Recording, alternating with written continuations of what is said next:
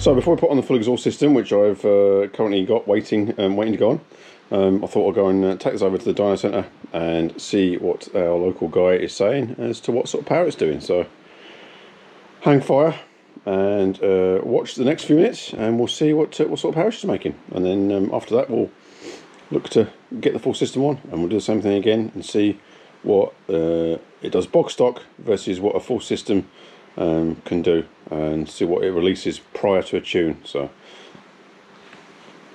watch this space.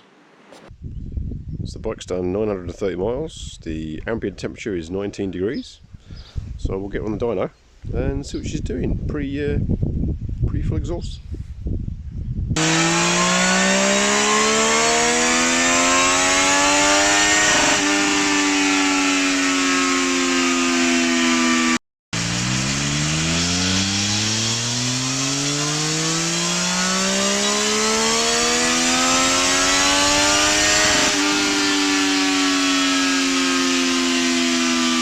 Unfortunately, the camera battery decided to crater on the GoPro once again. I think we'll have to get a new one because this GoPro Hero 8 Black battery is not up to scratch. So anyway, I'll leave you this little walk around of the mighty 765. But yeah, here we are. That's the dyno done, 113 horsepower, and yeah, I guess all we can do now is install the aftermarket headers, install the spark headers, and the aquapowic link pipe.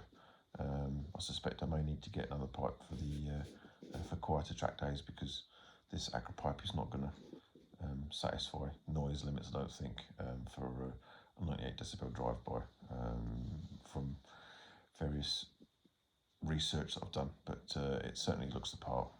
So hey, but anyway, what can we do? You pay your money, makes your choice. So anyway, let's get this full system on, and thanks so much for watching. Stick with the channel, and we'll catch you on the next video, which will be the exhaust install. See you soon.